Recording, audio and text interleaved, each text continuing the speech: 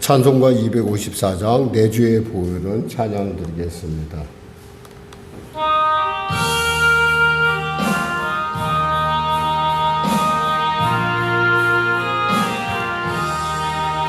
내 주의 보혈은 정하고 정하다 내 죄를 정케 하신 주 나로라 하신다.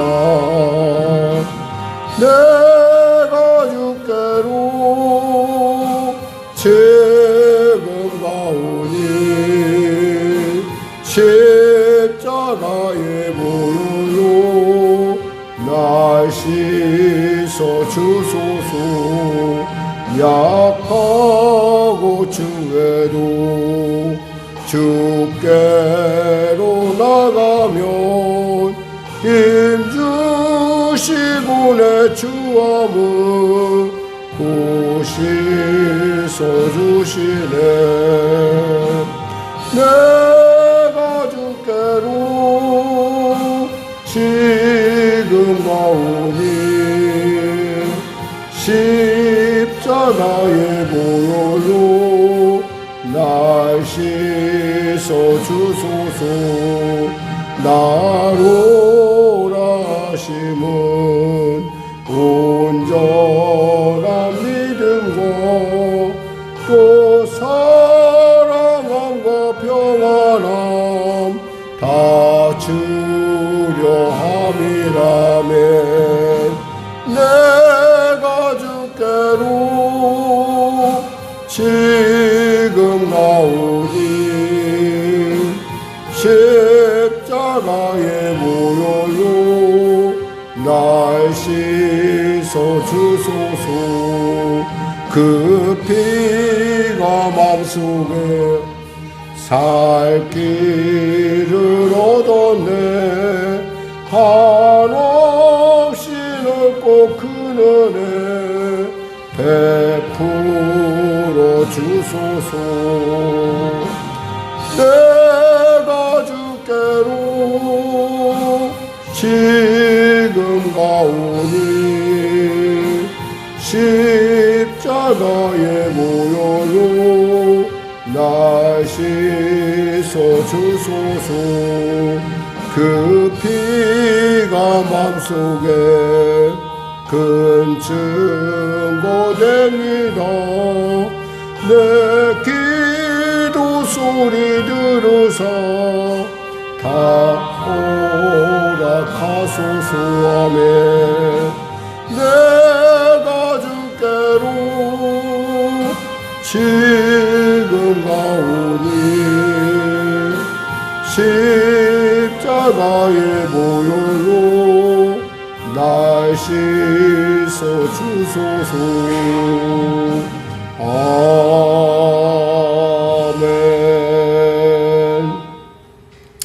하나님 감사합니다. 귀한 아침을 주심을 감사합니다. 열대야로 말미암아 몸이 몹시 피곤하고 마음이 몹시 피곤한 자들이 주님 말씀 삼하여 나왔습니다. 하나님 사랑받아 나왔습니다. 치료받기 위해 나왔습니다. 변화받기 위해 나왔습니다. 위로받기 위해 나왔습니다. 길을 발견하고자 나왔습니다. 주님 시간에 만나 주시옵소서. 주님 시간에 내 삶의 실타래에 얽히고 설킨 것들 주님 풀어주시옵소서. 아버지, 그리하여 하나님이 나를 부르신 귀한 아버지 하나님의 그 부르심의 뜻에 내가 온전케 하여 주시고, 하나님 그 놀라운 주님의 그 살아계심의 증거를 나를 통하여 나타날 수 있도록 주여 도와주시옵소서. 하나님의 나라 마저의 말에 있지 아니고 오직 능력에 있음을 세상에 드러내는 내가 되게 하소서. 아버지 하나님, 병든 자 치료하소서. 문제 가진 자 해결하소서. 눌린 자 자유케 하시고, 길을 잃었던 자 새롭게 길을 담대히 나아가는 귀한 주님의 나라를 향해 가는 귀한 생명의 길을 활짝 열어 주시옵소서.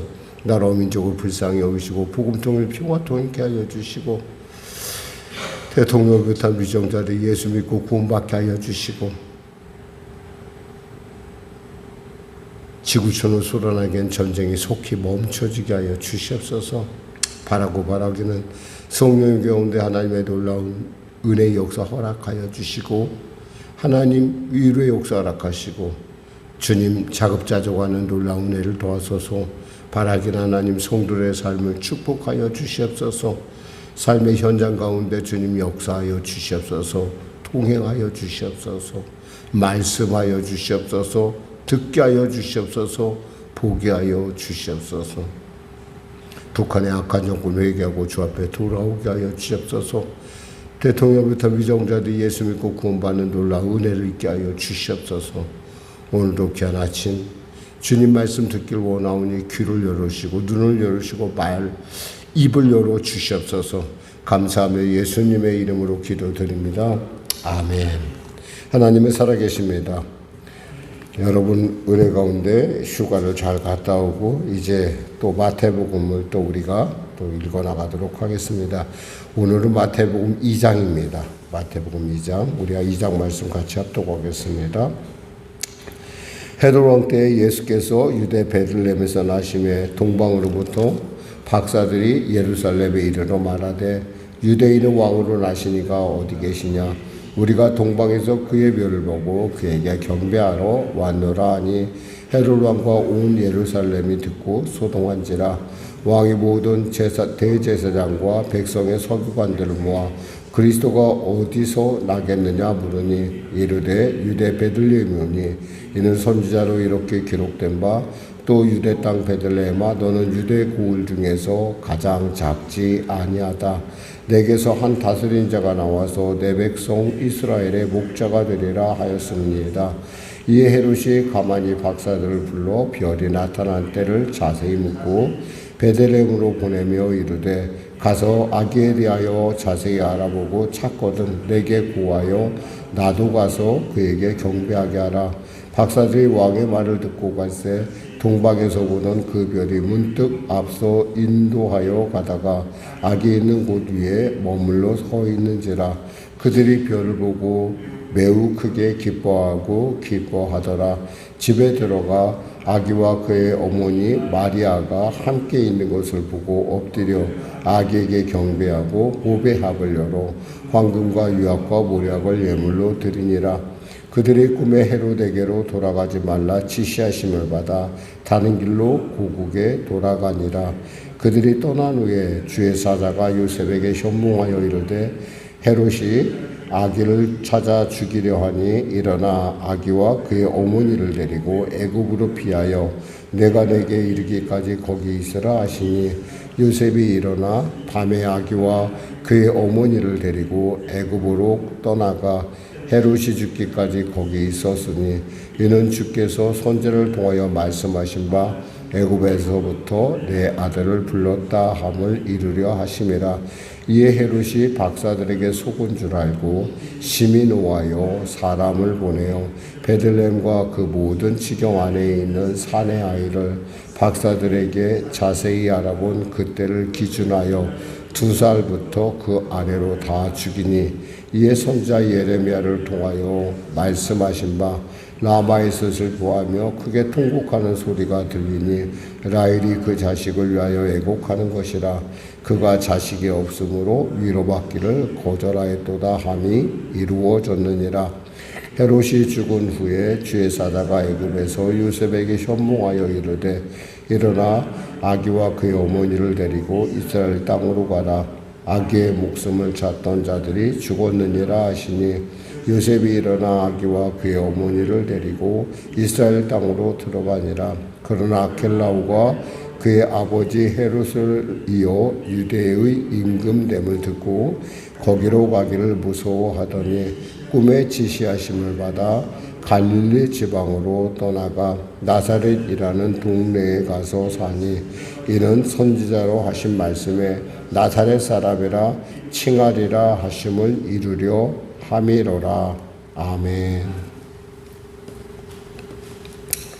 예수님의 탄생에 대해서 우리가 사실 저는 그 예수님이 이야기를 이렇게 가장 주제로 내놓는 것에 대해서 참 감사한 것은 예수님 안에는 사실 우리의 모든 것을 내려놓을 수 있는 아주 놀라운 하나님의 위로가 그 안에 있다라는 사실입니다.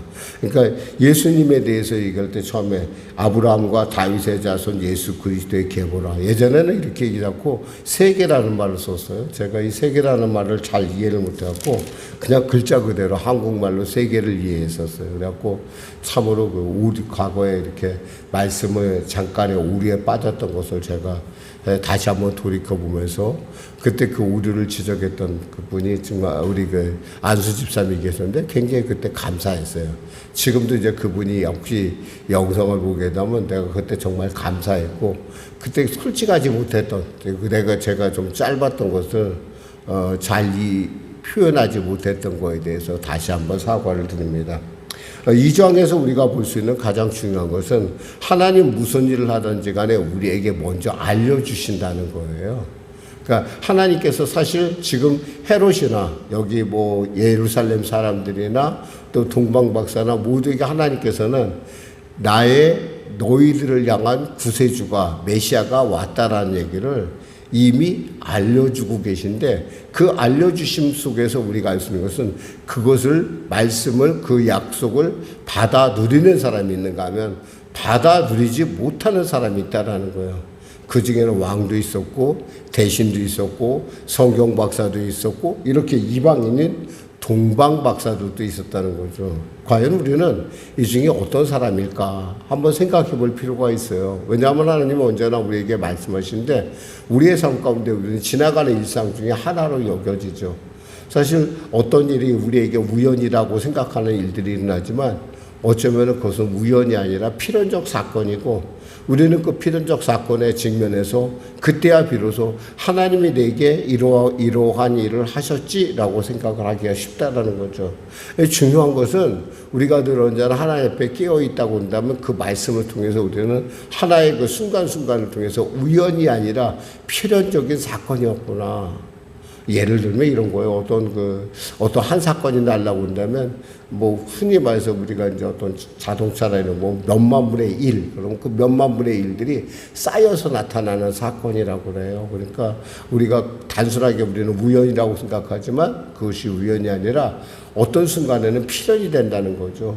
여기서 헤롯에게 있어서의 그 예수님이 오신다는 사건은 어쩌면 그에게는 정말 아주 그의 인생에 정말 일생일대 가장 좋은 주님을 만날 수 있는 인생에 자기가 정말 즐거움을 해봐. 흔히 말해서 조이라고 하는 정말 희락을 회복할 수 있는 가장 좋은 기회였어요. 근데 그는 자신이 그거에 추구하던 그 어떤 그 권력욕에 취해서 그것에 대한 생각보다는 어떻게 하면 그런 경쟁자를 없앨까라는데 그래서 집중하는 것을 볼 수가 있어요. 사실 이 헤롯이라는 사람은 우리가 성경에 헤롯이라는 사람이 많이 나와요. 이 헤롯이라는 사람은 우리가 그레이트 헤롯이라고 얘기했었는데 헤롯가에 어떻게 생각하면 그 가장 원조에 해당해요. 그러니까 그가 이제 로마 원로회로부터 왕을 임명받고 그가 이제 이 분봉왕이 됐단 말이에요. 헤롯이 이 이스라엘 땅에 팔레스타인 땅에 분봉왕이 되고 나서 그 왕권에 얼마나 집착을 했는지 자기 큰아들도 죽이고 뭐 둘째 아들 뭐 예를 들면 자기가 죽기 사흘 전에 둘째 아들 셋째 아들을 죽이는 그래서 뭐 오죽했으면 이런 얘기가 있었다고 그래요. 헤롯의 아들로 태어나느니 헤롯의 돼지로 태어나는 게 낫다. 왜냐하면 아들로 태어나면 왕권을 위협할까봐 다 죽이는 거예요. 큰아들도 죽이고 둘째 아들도 죽이고 셋째 아들도 죽이고 지금 자기 부인도 죽이고 왜 그랬을까요? 그는 에돔 사람이었기 때문에 그래요. 이두메라고 하는 에돔 사람 출신이었고 그러니까 자기 출신에 대해서 굉장히 열등감과 내지는 그런 문제들이 계속 그의 인생을 자꾸 잘못된 곳으로 이끈다는 거죠. 근데 우리가 알다시피 예수를 만난다는 사건은 뭐예요? 내 열등감에 빠지나 내 과거에 빠지는 게 아니라 미래를 향해서 나아가는 길이란 말이에요. 우리는 어디하든 간에 하나님의 나라를 향해서 지금도 쉴 새 없이 걸어가고 있어요.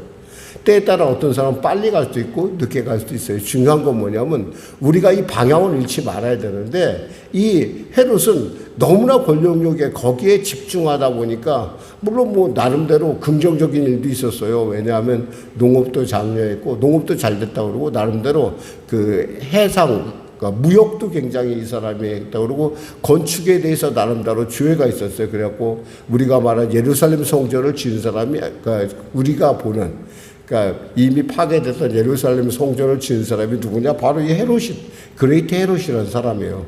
그러니까 이러한 업적들이 있었음에도 불구하고 그 안엔 그 모든 것들이 무엇을 위한 것이냐? 오직 권력을 집중하기 위한, 권력을 잡기 위한 것. 근데 그에게 갑자기 이상한 소식이 난 거예요. 여기서 소란스럽겠다. 3절에 보면 소동이 났다 할 정도로 그의 인생에 있어서 정말 일생일대에 정말 아주 큰 일이 난 거예요.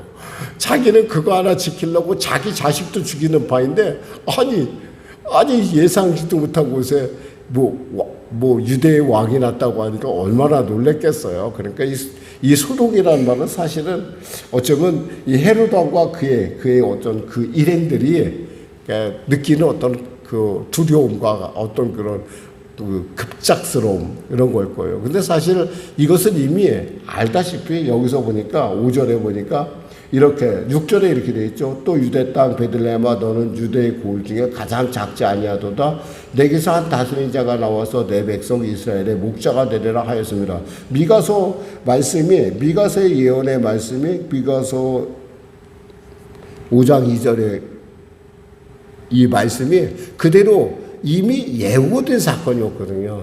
근데 그에게는 그것이 그거야 언제 일어날지도 모르는 일인데가 됐던 거죠. 그러니까 실제로 그 일이 일어나는 바로 그 현장, 영광의 자리에 있어서 그가 예수님을 만났다고 한다면 그는 아마 우리 고린도서 5장 17절 말씀처럼 20절 말씀 누구든지 그리스도 안에 있으면 새로운 피조물이라 이전 것은 지나갔으니 보라 새 것이 됐다는 새 것이 되는 느낌, 새 것이 되는 인생의 새로운 측면을 발견했을 터인데 발견하지 못하고 넘어가요.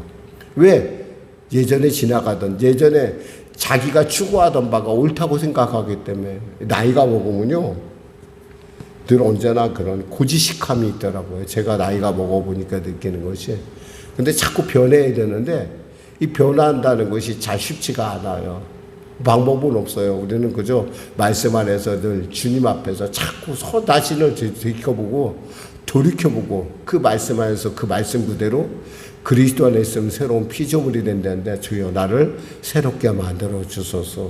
오늘 태어난 것 같이 매일마다 우리는 사실 태어나요. 말씀 속에서 태어나고 점점 말씀을 다가가고 말씀을 받고 성령께서 우리 인도하시고 통치하시고 근데 그 좋은 기회를 놓치고 또 여기서 이 박사들도 그래요. 대제사장과 백성의 서기관들 이 사람들도 사실 예수를 늘 메시아를 갈망했던 사람들이잖아요. 누구보다도 메시아가 오기를 갈망했던 사람들이라고 하는 직분을 갖고 있는 사람들에도 불구하고 그리고 말씀에 대한 연구가 되어 있었음에도 불구하고 그들은 이 동방 박사를 한 사람도 따라가지 않는다는 거예요. 알면 뭐예요? 행하지 않는 지식은 아무 소용이 없어요. 오늘날 우리 한국교회 위기는 바로 이 말씀 우리가 아는데 행하지 않는 거예요. 제자 훈련을 많이 해도 정말 주님의 제자가 되지 못하는 그런 훈련이라고 한다면 자신의 지적 욕구를 채우는 그런 어떠한 그런 마치 계급장과 같은 것이 된다면 그 제자 훈련이 무슨 의미가 있겠어요? 많이 하는 것이 문제가 아니라 정말 예수를 그 말씀 안에서 내가 살아가길 원하고 그 말씀을 통해서 내가 그 말씀이 온전해지기 위해서는 나 자신을 죽이지 않는다고 한다면 그 말씀 앞에 죽이지 않는다고 하면 그것은 아무 소용없는 짓이라는 거죠. 그들 역시 예수님이 난다는 건 알고 있었지만 그분을 찾아서 왔던 이 사람들은 지금 그냥 온 사람들이 아니야. 이 동방 박사는 1500km라는 어마어마한 길을 걸어서 여기까지 온 거란 말이에요. 그러니까 1500km라는 거리가 결코 작은 거리가 아니에요. 그 길을 찾아서 이 사람이 일생 동안 연구하고 이렇게 왔는데 그들에 대해서 가치를 모르는 그러니까 아무리 좋은 곳을 주어줘도요 그 좋은 곳의 가치를 모르면 소용이 없어요. 그러면서 이 헤롯은 또 얄팍하게 꾀를 내죠. 뭘 합니까? 8절에 베들레헴에 이르되 가서 아기에 대해서 자세히 알아보고 찾거든 내게 구하여 나로 가서 그에게 경배하게 하라. 사람은 속일 수 있어요. 그런데 하나님은 속일 수 없어요. 누구는 못 속여? 자기 자신은 못 속여요. 제일 먼저. 우리는 언제나 자기 자신에 대해서 너무 있잖아요. 경시하는 거예요. 우리 있잖아요. 우리가 무슨 말을 하든지 무슨 생각을 하든지 제일 먼저 영향받는 존재는 바로 나 자신이에요. 사람이 그냥 사람이 아닌 거예요. 복 있는 짓을 해야 사람인 거예요. 그랬더니 결국에는 박사들은 사실 이 박사들도 실망해. 좀 잘못했던 것이 뭐냐면 베들레헴 유다의 왕이 나니까 예루살렘에서 날 거라고 막연히 착각했던 거예요. 우리는 어떤 그 선입견을 가져서는 안 돼요. 이것이 옳다. 우리는 언제나 말씀이 나올 때는 여러분 있잖아. 여러분 다 아는 말씀이죠. 이 마태복음 여러분이 모를 리가 있겠어요. 한두 번 읽어본 것도 아닌데 많이 읽어봤다 하더라도 여러분이 그 말씀을 읽어봤다 하더라도 그 말씀이 내 안에 내 말씀이 되기 위해서는 그 말씀을 늘 언제나 새롭게 받아들일 줄 알아야 돼요. 새롭게. 왜냐하면 나도 새로우니까. 어제의 나는 아니잖아. 여러분 지금 어제의 나로 이 자리에 온 것이 아니에요. 오늘의 나. 하나님 앞에서 나. 언제나 우리는 예수님, 우리 과거에 저도 참 지금도 참 어떤 저희 장로님이 이런 얘기를 했어요. 60세 때 부름을 받았대요. 60세 때, 그때 50세 때 부름을 받았다고 했던가. 여의도 순복교 장로님이셨는데, 그분 이름 잘 알을 거예요, 여러분. 얘기한 건데, 그분이 이제 그 치과 의사였어요. 근데 그 집은 이상해요. 그 집안이 이상해서. 부름을 하나님께 받는데 남들처럼 젊은 날에 안 받고 꼭 50인가 뭐 제가 그 나이는 정확하게 모르겠어요. 근데 그 나이에 꼭 부름을 받는다. 그래서 주님한테 물어봤대. 주님, 좀 부르시려면 빨리 부르시지. 주의종으로 선교사로 부르시려면 빨리 부르시지. 이 나이 먹었는데. 그랬더니 주님이 말씀하셨대. 감동 속에서. 뭐라고 하냐면, 야, 네가 나보다 나이가 많냐? 그랬다는 거예요. 우리가 살았으면 얼마나 살았어요. 예수님은 하나님의 나이하고 비교가 되겠어요? 그 하나님께서 뭐라고 하냐. 번데기 앞에 주름 잡지 마. 그런 말씀하신 거 아니겠어요? 그렇습니다. 우리는 언제나 있잖아요. 주님 앞에서 우리의 세월을 얘기하고 우리의 지나간 들의 직분을 얘기하고 여러 가지 이야기를 하지만 내가 진짜 말씀 앞에 바로 선다고 한다면 그것들은 아무것도 아니에요. 우리는 단지 언제나 어제 태어난 그리고 말씀에서 지금 태어난 자로서 이 자리에 서 있는 거예요. 이게 바로 예수가 믿는, 예수가 가져다준 우리에게 어마어마한 특권이라는 거예요. 여러분 뒤를 보라보는 거 참고는 돼요. 인생을 살아가면서 과거에 그러나 그 선입견이 여러분을 만일에 이끌어간다고 한다면 그것에 대해서 여러분 있잖아요. 너무 거기에 집착하지 마세요. 과거가 여러분을 어떻게 하지는 못해요. 중요한 건 뭐냐면 오늘 하루도 나는 예수의 살아있는 복음의 증인으로서 살아가야 된다라는 사실이에요. 그러니까 나는 언제나 여기서 처음에 마태복음에서 낫다 그런 건 나를 통해서 하나님의 생명이 이 땅 가운데 계속 흘러가고 있는 거예요. 그 내 자녀를 통해서 계속 흘러가고 있으면 하나님은 말씀하고 있고 지금 그 생명이 지금 그들에게 다시 새로운 삶을 살 기회를 줬지만 그들은 전혀 그것에 관심이 없어요. 그래서 애꿎은 누가 죽어요? 여기서 보니까 아이들이 죽는 놀라운 참 안타까운 일들이 나죠. 뭐라고 이렇게 얘기하죠. 15절에 볼까요? 헤롯이 죽기까지 거기 있었으니, 그러니까 16절에 볼까요? 이에 헤롯이 박사에게 속은 줄 알고 심히 노하여 사람을 보내 베들레헴과 그 모든 지경 안에 있는 사내 아이를 박사들에게 자세히 알아본 그때를 기준하여 2살부터 그 아래로 다 죽였다고 되어 있어요. 사실 죽지 않아도 되는데 이러한 비슷한 이러한 정말 안타까운 일들이 사실은 여기만 있는 것이 아니라 성경 곳곳에서 발견되는 부분들이에요. 사실 아브라함이 하갈을 취하지 않았다면 조금만 더 참았더라면 오늘날같이 중동사태같이 정말 이상한 정말 사람이 사람을 죽이는 일에 대해서 전혀 안타까움도 안 느끼는 그러한 일들이 안 일어났을 거 아니에요. 그 작은 불순종. 아담이 그 집사람 얘기 듣고 선악과를 안 먹었으면 되잖아. 그냥 여보 그거 먹지 말라고 했잖아. 먹지 마. 그럼 됐을 텐데 그거 낼름 받아 먹고 나서 또 아내 탓을 하는 그런 일만 없었다고 한다면 그 역사의 어떤 굴곡 부분에 보면은 늘 언제나 우리의 어떤 선입관 그 우리의 어떤 익숙해진 것들이 사실은 우리로 하여금 참 하나님의 온전한 뜻 가운데 서지 못하는 거. 우리는 있잖아요. 단순한 존재가 아니에요. 생명을 하나님의 살아계심을 이 땅 가운데 나타내는 자라는 거예요. 우리는 하나님의 생명은 내 안에서 살아서 나를 통하여 세상 가운데 흘러나가요. 근데 내 마음이 죽거나 내 생각이 죽고 내 모든 것들이 과거에 내가 거기에만 집착해 있으면 나는 언제나 과거 죽음의 사람일 수밖에 없다는 거예요. 우리는 생명을 전해야 돼요. 그것이 뭐예요? 내가 사는 길이에요. 예수를 전한다는 것이 소중한 것은 내가 살아있다는 증거를 어디서 찾아내냐는 거예요. 말씀 속에서 내가 살아갈 때 내가 살아있는 존재구나 안다는 거예요. 살아있어야 무엇인가 할 수 있어요. 죽은 것으로는 아무것도 못해요. 주님께서는 여러분을 만날 때 그래. 아마 여러분 이렇게 그래 내가 너 낳고만 얘기했지. 그래 너는 낳은 그 상태로 왔구나. 하나님 만날 때 하나님께서 얼마나 기뻐하시겠어요. 생명이 생명을 만나는 순간이에요. 엄청난 순간이에요. 엄청난 기적이에요. 그것은. 근데 우리 그 생각 안 해봐요. 그저 오늘도 주어진 하루니까 주어지고. 아니에요. 여러분에게 주어지는 예수님의 형상을 닮아갈 수 있는 아주 좋은 복되고 귀한 시간을 가진 거예요.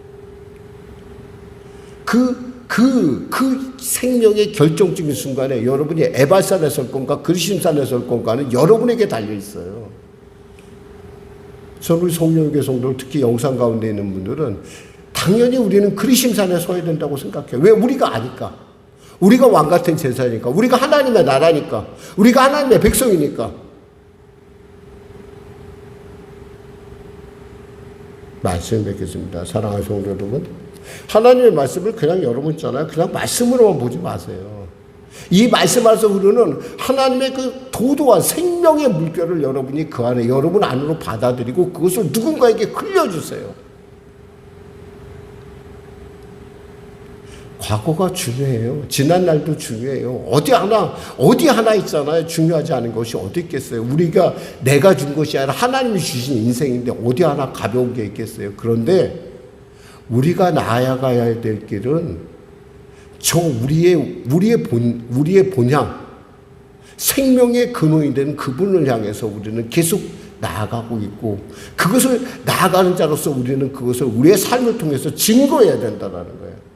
살아있는 복음의 증인이라는 게 그렇게 쉬운 일 아니에요. 내일 여러분 있잖아요. 주 안에서 다시 새로 태어난 사람 같이. 그래 주님께서 내게 주신 생명을 누군가에게 전하며 그 생명을 전하는 기쁨 때문에 나한테 생명이 있음을 깨닫는 그런 여러분과 저가 되었으면 좋겠습니다. 감사하겠습니다. 기도하겠습니다. 하나님 아버지 감사합니다. 말씀을 전했습니다. 오늘도 이 생명의 귀한 이 하나님의 생수의 흐름 가운데 우리가 있습니다. 하나님, 나를 통하여 흘러넘치는 그 생명의 생수가 이 갈매동은 물론이요, 아버지 한국은 물론이요, 열방까지 나가는 놀라운 일에 내가 구경꾼이 아니라, 내가 판단쟁이가 아니라, 내가 선입견자가 아니라 내가 그 생명 속에서 살아가는 증인의 삶을 살게 하여 주시옵소서. 예수님의 이름으로 기도드립니다. 아멘. 우리 말씀 생각하고 우리 찬양 드리겠습니다. 찬송가 315장입니다. 내 구주 되신 주를, 내 주 되신 주를 참 사랑하고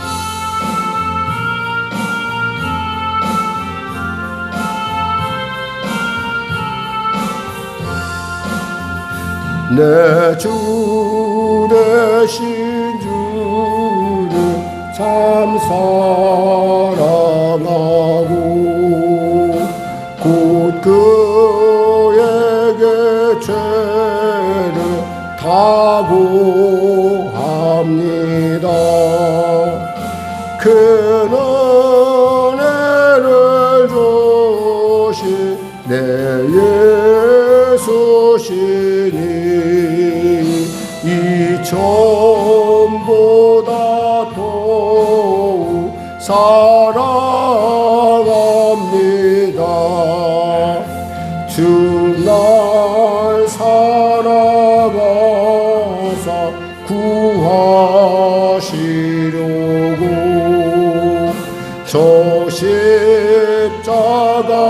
받았구나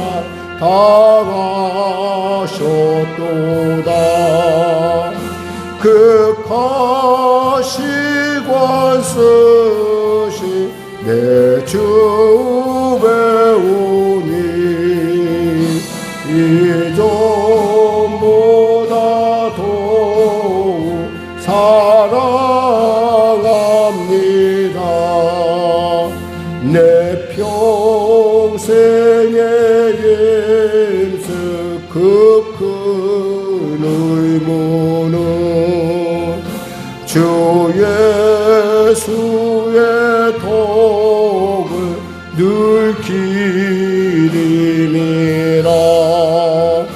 숨질 때에까지 내 할 말씀은 이전보다 더욱 사랑합니다. 그 영광의 나라 나 들어가소. 그 풍성한 은혜 늘 감사리. 금열 유관 쓰고 나 찬송할 만 이전보다 더욱 사랑합니다. 하늘에 계신 우리 아버지, 아버지의 이름을 거룩하게 하시며 아버지의 나라가 오게 하시며 아버지의 뜻이 하늘에서와 같이 땅에서도 이루어지게 하소서. 오늘 우리에게 일용할 양식을 주시고 우리가 우리에게 잘못한 사람을 용서하여 준 것 같이 우리 죄를 용서하여 주시고 우리를 시험에 빠지지 않게 하시고 악에서 구하소서. 나라와 권능과 영광이 영원히 아버지의 것입니다.